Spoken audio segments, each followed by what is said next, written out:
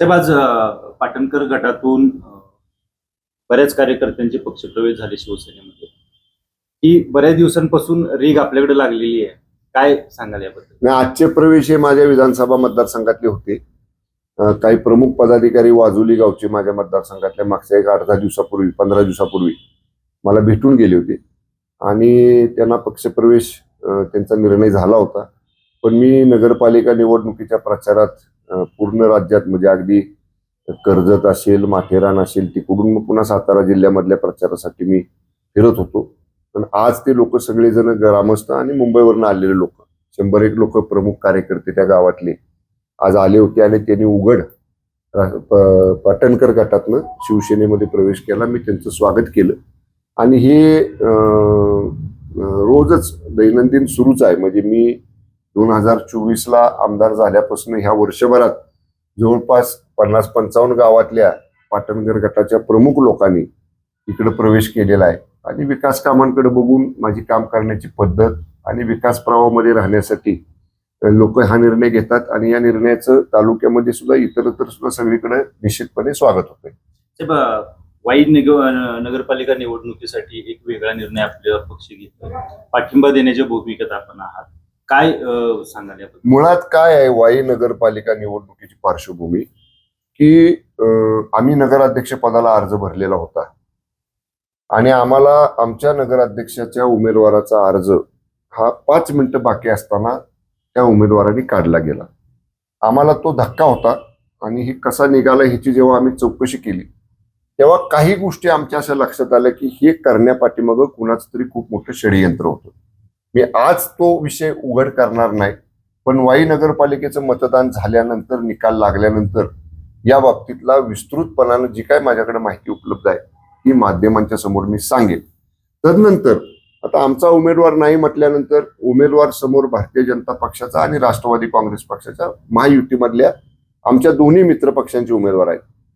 दोन्ही मित्र पक्षांपैकी राष्ट्रवादी काँग्रेस पक्षाचे सन्माननीय मंत्री महोदय मकरंद पाटील यांनी सतत मला आणि आमचे संपर्क प्रमुख शरद कणसे साहेबांना संपर्क करून तुमचा उमेदवार नाही तर खाली नगरसेवकाला आपण मैत्रीपूर्ण लढू आणि नगराध्यक्ष पदाला तुम्ही आम्हाला मदत करा असा आग्रह केला. तर समोरच्या बाजूकडनं दुसरी जी भाजपची उमेदवार आहेत त्यांच्याकडनं कुठेही आमच्याकडे संपर्क ना माझ्याकडं ना कणसे साहेबांकडे कधी संपर्क झाला. आणि मग आता उद्याचा दिवस मध्ये आहे, परवा दिवशी मतदान आहे. आज आमची बैठक झाली.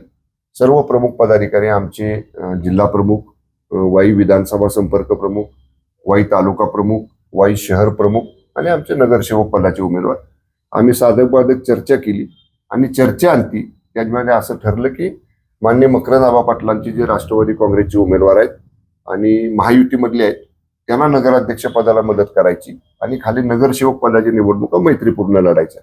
त्यामुळे वाईमध्ये जे समीकरण कराडमध्ये आहे राष्ट्रवादी काँग्रेस आणि आम्ही एकत्र आहे, जे समीकरण रहमतपूरमध्ये आहे राष्ट्रवादी काँग्रेस आणि आम्ही एकत्र आहे, तेच समीकरण फक्त नगराध्यक्ष पदासाठी वाईमध्ये सुद्धा नक्की करण्याचा निर्णय झाला आणि त्याप्रमाणे पदाधिकाऱ्यांनी चर्चा करून तो निर्णय घेतला. त्याप्रमाणे आमची सगळी यंत्रणा ही महायुतीचे उमेदवार असणारे राष्ट्रवादी काँग्रेस पक्षाचे उमेदवारांचं प्रचार आणि काम वाई नगरपालिकेसाठी करतील. साहेब, जिल्ह्यात ज्या काही नगरपालिका निवडणुका होत आहेत त्याच्यामध्ये कराडची नगरपालिका देखील महत्वपूर्ण समजली जाते. त्या ठिकाणी उपमुख्यमंत्री एकनाथ शिंदेची सभा झाली. आज त्या ठिकाणी मुख्यमंत्र्यांची सभा सुद्धा होती. तर तुम्ही त्या ठिकाणी कशा शरद पवार गटासोबत तुम्ही गेला आहात, पण तिथलं बलाबल कसं राहील, तुम्ही कशी ताकद लावलेली आहे, काय सांगा त्याच्यात? नाही, तिथं आता ताकद काय लावली ही निवडणुकीतलं गणित माध्यमांना सांगायचं नसतं. पण आम्ही बघा खूप आधीपासून तिथे प्रयत्न करत होतो. म्हणजे जेव्हा आमच्या लक्षात आलं की महायुतीमधले मोठे एक जबाबदार पक्ष हा काय आपल्याला विचारात घेत नाही किंवा नगरपालिका निवडणूक लढवण्यासाठी तिथले जे स्थानिक आमदार आहेत भारतीय जनता पक्षाचे ते काही शिवसेनेला त्यांनी चर्चा सुद्धा केली नाही. आणि मग जेव्हा आम्ही आमच्या पद्धतीनं महायुती म्हणजे महायुतीच्या इतर लोकांनी न विचारलं म्हणून शिवसेना म्हणून आम्ही 2 आघाड्या एकत्र करून एकत्र येऊन निवडणूक लढवण्याचा निर्णय घेतला. आमची यशवंत विकास आघाडी आणि माननीय बाळासाहेब पाटील साहेबांची लोकशाही विकास आघाडी पूर्ण ताकदीनं आम्ही लढतोय. उदयशे पाटील उंडाळकर जे राष्ट्रवादी काँग्रेस पक्षाचे दिग्गज नेते कराड तालुक्यातले आहेत त्यांचंही आमच्याबरोबर समर्थन आहे. त्यामुळे आम्ही एकत्र लढतोय. प्रचारामध्ये आम्ही आघाडी घेतलेली आहे आणि खरं वातावरण बदललं ते आदरणीय एकनाथजी शिंदे साहेबांच्या सभेनंतर बदललं. आदरणीय एकनाथजी शिंदे साहेबांनी कराडमधल्या सभेमध्ये जो विश्वास दिला कराडकरांना नगरपालिकेच्या विकासासाठी, नगरपालिकेतल्या कामांसाठी, कराडकरांनी अनुभव घेतलाय की मागच्या 5 वर्षात आदरणीय शिंदे साहेब नगरविकास मंत्री असताना, आदरणीय शिंदे साहेब मुख्यमंत्री असताना आणि आदरणीय शिंदे साहेब आता उपमुख्यमंत्री असताना 350 कोटी रुपयाचा निधी वेगवेगळ्या कामांसाठी कराड नगरपालिकेसाठी दिलेला आहे. त्यामुळे एवढा प्रचंड निधी मिळाला असल्यामुळं कराड नगरपालिकेचं निवडणूक ही मी आपल्याला सांगतो, आम्ही जी निवडणूक यशवंत विकास आघाडी आणि लोकशाही विकास आघाडी म्हणून लढतोय त्या पॅनेलला बहुमत प्रचंड मिळेल आणि नगराध्यक्ष पदाचाही उमेदवार आमचा निवडून येईल. साहेब, फलटण नगरपालिकेची निवडणूक लांबलेली आहे. प्रचार आपला जोरदार या ठिकाणी सुरू होता. उपमुख्यमंत्र्यांची सभा सुद्धा झाली, त्याला मोठा प्रतिसाद आपल्याला मिळाला.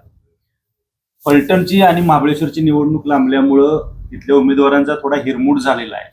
काय वाटतं आपल्याला, काय मत आहे? नाही, आम्हाला ही न्यायालयीन प्रक्रिया असं प्रशासनानं सांगितलं. मी जेव्हा जिल्हाधिकाऱ्यांच्याशी बोललो तेव्हा त्यांनी सांगितलं, बाबा ज्या ठिकाणी कोर्ट मॅटर झाल्या होत्या आणि न्यायालयाचा निकाल यायला अवधी लागला आणि त्यामुळं जो काही कालावधी वाढला गेला, त्यामुळं अशा पद्धतीचा निर्णय निवडणूक आयोगाने घेतलेला आहे. पण त्याच्यासाठी 2 तारखेचं मतदान डायरेक्ट 20 तारखेला करणं, 18 दिवस मतदान पुढे ढकलणं हे काही योग्य नाही. पण आता निवडणूक आयोगाने निर्णय घेतलाय. मला वाटतं या बाबतीत सुद्धा काही न्यायालयीन हायकोर्टमध्ये लोक जातील आणि बघू आपण काय त्याच्यामध्ये होते. पण इतक्या दिवस पुढे जाणं योग्य नव्हते. 5-6 दिवस पुढे ढकललं असतं तर ठीक आहे, पण उमेदवारांचं हिरमोड कुठेही नाही. आम्ही चांगल्या पद्धतीनं त्या ठिकाणी वातावरण निर्मिती केलेली आहे. महाबळेश्वरमध्ये माझ्या कोपरा सभा झाल्या, फलटणमध्ये मी त्या ठिकाणी पहिल्यांदा सुरुवातीला रॅलीला गेलो होतो अर्ज भरायच्या प्रचार शुभारंभाच्या. आदरणीय एकनाथजी शिंदे साहेबांची सभा झाल्यानंतर तर पूर्ण वातावरण फलटणमधलं बदललेलं आहे. मी आपल्याला एवढंच सांगतो, आम्ही काम करणारे शिवसैनिक आहोत. आम्हाला एकनाथजी शिंदे साहेबांनी काम करायला शिकवलेलं आहे. आम्ही काम करतो आणि निकाल लागल्यानंतर मग त्याच्यावर प्रतिक्रिया देतो. साहेब, उपमुख्यमंत्री एकनाथ शिंदे साहेबांच्या अनेक सभा राज्यभर होत आहेत.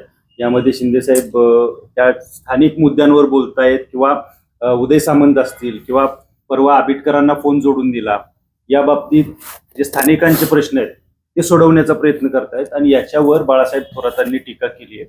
त्यांचं असं म्हणणं आहे की उद्या जर स्थानिकांनी डोंगर मागितला तर डोंगर मंजूर, नदी मागितली तर नदी मंजूर, या पद्धतीने टीका त्यांच्यावर होताना पाहायला मिळते. मला उलट प्रश्न काँग्रेसचे नेते माननीय बाळासाहेब थोरात साहेबांना विचारायचा आहे. तुमच्या काळात तुम्ही मंत्री असताना, जबाबदार मुख्यमंत्री पदानंतरचं महसूल मंत्रीपद तुमच्याकडे असताना, तुमच्याकडे लोकांनी एखाद्या जाहीर सभेमध्ये जर काही विषय मांडला, बघू करू ह्याच्याशिवाय तुमच्याकडे दुसरं उत्तर नसायचं, बघू करू शिवाय. आदरणीय एकनाथजी शिंदे साहेब ऑन द स्पॉट निर्णय घेणारे नेते आहेत आणि तुम्ही त्याचा प्रत्यय पाहिला ना. त्यांनी जागेवर मंत्र्यांना आदेश दिले आणि मंत्र्यांनी सुद्धा त्याच दूरध्वनीवरनं फोनवरनं सांगितलं की ताबडतोब त्या संबंधित गावात जाऊन बैठक घेऊन जे आश्वासन आदरणीय एकनाथजी शिंदे साहेबांनी दिले ते आम्ही पूर्ण करू. ही काम करण्याची पद्धत आहे. शासन कशासाठी राबलं पाहिजे? सामान्य माणसासाठी राबलं पाहिजे आणि ते सामान्य माणसासाठी राबवण्याचं काम आणि ऑन द स्पॉट डिसिजन घेण्याचं काम हे आदरणीय एकनाथजी शिंदे साहेब करतायत. हे ज्यांना बघवत नाही ना, ज्यांच्या काळात मी मगाशी म्हटलं ना, बघू करू एवढीच आश्वासनं तुमच्या काँग्रेसच्या काळात लोकांना मिळाली. तुम्ही कुठले निर्णय असे जागेवर कधी घेतले नाहीत. धाडसी निर्णय, धडाकेबाज निर्णय, एकदम झटपट निर्णय घेण्याची तुमची कार्यपद्धती कधी नव्हती तुमच्या कार्यकाळामध्ये. आणि आदरणीय शिंदे साहेब ते करतायत. त्यांची कार्यपद्धती ज्यांना बघवत नाही ती लोक अशी टीका करतायत, त्यांना त्यांची टीका करू द्या. तुम्ही पत्रकार बांधव सुद्धा सभेमध्ये असता, जेव्हा साहेब एखाद्या मंत्र्याला फोन लावतात, पलीकडनं मंत्री त्या फोनवरनं त्या कामाच्या संदर्भामध्ये काही आश्वासनं देतात किंवा निर्णय सांगतात, तेव्हा लोकांचा किती प्रतिसाद असतो आणि लोक किती त्याला स्वीकारतात हे तुम्ही लाईव्ह पाहिलेलं आहे. ते जे बघत नाहीत ना तेच अशी टीका करतात. त्याला त्यांची टीका करू द्या, आम्ही आमचं काम करत राहू.